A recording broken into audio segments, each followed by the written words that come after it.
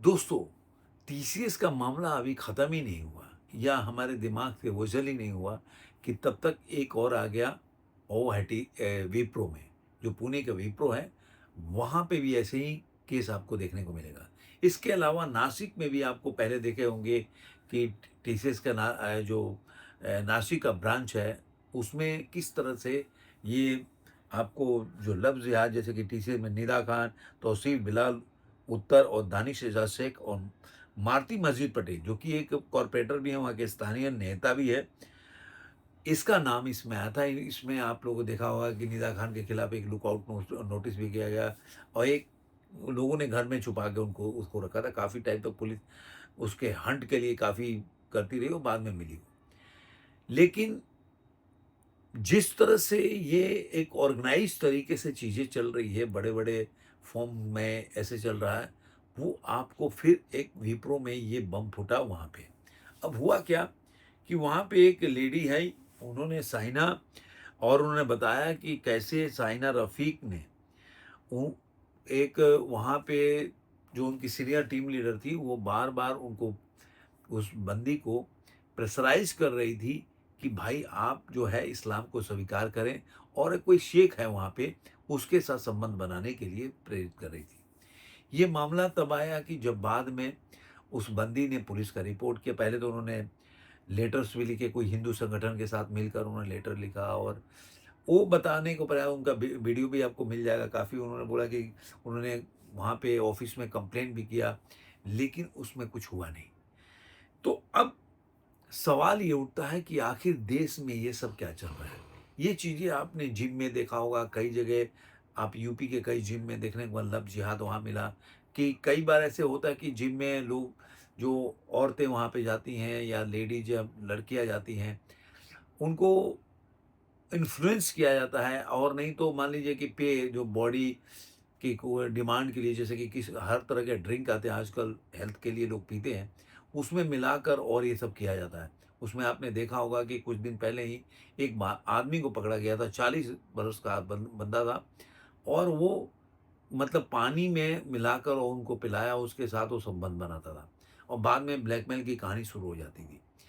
अब कोई ये बोले कि भाई मान लीजिए कि आप जो है इस्लाम को टारगेट कर रहे हैं या मुस्लिम लोगों को टारगेट कर रहे हो या मान लीजिए कि लोग बोलते थे कि बहुत ही उनके साथ गलत हो रहा है या वो मान लीजिए कहीं शिक्षक था उसके साथ, जैसे आपने देखा होगा कि एक नैरेटिव चलाने का प्रयास किया जाता कि हालात का मारा था, तो वो शिक्षक का उसके साथ गलत व्यवहार हुआ इसलिए वो ऐसा किया।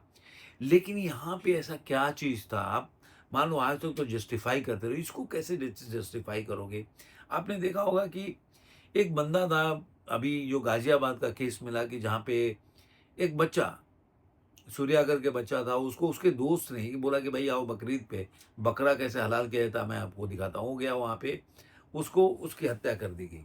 अब हत्या करने के बाद पुलिस ने बाद में उसको एनकाउंटर किया वो, लेकिन जो लोगों को उसके खिलाफ होना चाहिए, वो जो विपक्षी पार्टी हैं, वो लोग उसके समर्थन में खड़े हो गए कि भाई ठीक है उसने मार दिया, लेकिन उसका एनकाउंटर क्यों होना चाहिए? उसके घर पे बुलडोज़र क्यों? आप कानून के तहत कार्रवाई करो, उसको सज़ा मिलनी चाहिए।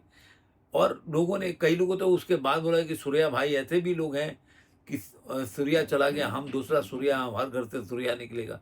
इस तरह का भी लोग लड़के लोगों ने, तो आप सोचिए कि किस तरह की मानसिकता हो सकती है ऐसे लोगों को, जो ऐसे कृत्यों को अगर वो समर्थन करते हों या उसको सह देते हों या उसको कहीं न कहीं एक तरह से उसके साथ खड़े मिलते हों, तो कहीं आखिर ये सोच होता है कि फिर अभी मैंने एक रिपोर्ट पढ़ा था, कितना सही है कही कि यूनाइटेड नेशन के कोई क्राइम ब्रांच है, वहाँ पे 700 कुछ है, उसमें से 95% जो केसें हैं, उसमें बोलेंगे जिन्होंने रेडिकलाइज़ में काम किया है, उसमें 95% से ऊपर मुस्लिम का है।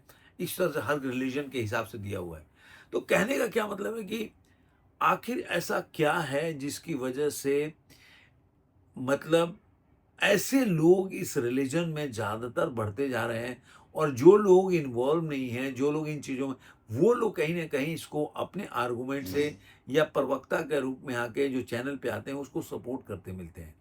और यही वजह है कि इन लोगों को अगर बहिष्कार नहीं करोगे, इन लोगों को अगर कहीं न कहीं बायकॉट नहीं करोगे, इन लोगों की अगर मान लो कि अगर इनके खिलाफ खड़े नहीं होगे, तो फिर कैसे लोग मानेंगे कि आप अलग इस्लाम को मानते हो और वो जो है इस्लाम को अलग मानते हैं।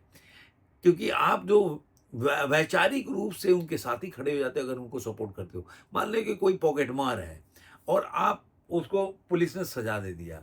आप उसके साथ कन्विंस हो गए भाई उसके घर में खाने का पैसे नहीं थे, उसके पास कोई चारा नहीं था इसलिए वो पॉकेट मारा। तो कहीं न कहीं आप उस पॉकेटमार के साथ खड़े मिलते हो। आपको अगर ये बोलोगे कि नहीं उसको मज़दूरी करना चाहिए था, सैकड़ों काम है जिससे वो कर सकता था, लेकिन उसने पॉकेटमारी ही क्यों चुना? लेकिन आप वहाँ पे उनके साथ खड़े नहीं होते हो और आप ये दिखाने का प्रयास करते हो कि वो पॉकेटमार कर रहा है तो उसकी मजबूरी है। और यही आपने देखा होगा हर चीज़ में, चाहे जितने भी कश्मीर से लेके जितने भी ये ऐसे हमले हुए हैं, बम ब्लास्ट हो गया या या आपने दिल्ली में देखा होगा। तो एक एक क्या बहुत बड़ा एक वर्ग है जो इनके साथ कहीं न कहीं वैचारिक रूप से खड़ा मिलता है। अब एमआईएम का जो लीडर है, वो निदा खान के साथ खड़ा मिलता है कि नहीं इसके साथ अन्याय हो रहा है। उसके घर पे बुलडोज़र उसके जिसके पास है तो उसका बुलडोज़र नहीं चलना चाहिए। तो कहीं न कहीं आप नेतागिरी कर रहे हो लेकिन ऐसे चीज़ों को सपोर्ट करके आप ये दिखाने का प्रयास कर रहे हो कि आप वैचारिक रूप से ऐसे ही हो, इस तरह की चीज़ों को अगर तवज्जो देते हो। फिर बाद में बोलोगे कि नहीं इस्लाम इसकी इजाज़त नहीं देता तो फिर किस मुँह से बोलोगे? कहीं न कहीं आपको एक एक ड्रॉ लाइन खींचना पड़ेगा जिससे कि आप उनसे अलग दिखो, आप उनके खिलाफ खड़े हो कि भाई हमारे धर्म का नाम ये लोग खराब कर रहे हैं, हमारे धर्म में ये नहीं सिखाया जाता। आप ये बोलते तो हो लेकिन फिर उनके वैचारिक रूप से उनको सपोर्ट करते हो।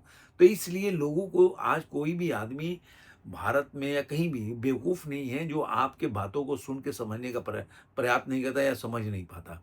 तो इसलिए आपका काम ये है कि आप जब इन चीज़ों का अगर आप वो करते हो, अपने धर्म से अलग करते हो, तो आपको दिखना भी चाहिए। जैसे बोलता है कि न्याय होना नहीं चाहिए, केवल न्याय होते हुए दिखना भी चाहिए। तो वैसे ही आपको केवल इसका विरोध करना नहीं चाहिए। इसको कि टीवी के डिबेट में हाँ, ये तो गलत है, लेकिन आपको उसके विरोध में खड़ा होते दिखना भी चाहिए, क्योंकि आपको अपने घर को साफ तो पहले करना पड़ेगा। आपके घर के कचरे को साफ करना पड़ेगा। नहीं तो कोई भी बोलोगे नहीं हमारे घर में तो कचरा है और क्योंकि जो इनकी मजबूरी है क्योंकि यहाँ पे सफाई कर्मचारी आते नहीं हैं। तो आपका काम है खुद से कचरा निकाल के बाहर रखो। तो आप बोल सकते हो कि भाई देखो हमने तो घर का कचरा निकाल के बाहर रख दिया।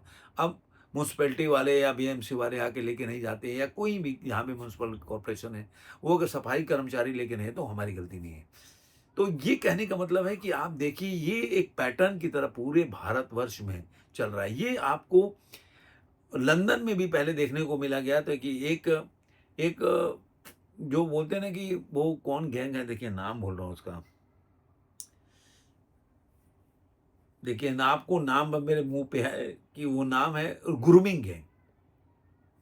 ये गैंग का ब्रिटेन में यही काम था। तो ये ऐसा नहीं कि केवल भारत ही प्रभावित है, हर जगह प्रभावित है। इसका मतलब कहीं न कहीं इसके मानने वालों को उस तरह से लोग विरोध नहीं कर रहे हैं, विरोध करने के लिए लोग खड़े नहीं हो रहे हैं। इस्लाम के अंदर इस्लाम के जो मानने वाले हैं, जिसकी वजह से ऐसे लोगों की संख्या बढ़ती जा रही है, ऐसे लोगों का समर्थन करने से इनका मनोबल भी बढ़ता जा रहा है। और ये चीज़ें धीरे-धीरे पैटर्न में बढ़ता जा रहा है। कहीं न कहीं ये इनके धर्म के लिए भी खतरनाक है। आपको ये वीडियो कैसा लगा ज़रूर कमेंट में बताइएगा। फिर मिलेंगे किसी और में, आज के अंक में इतना ही।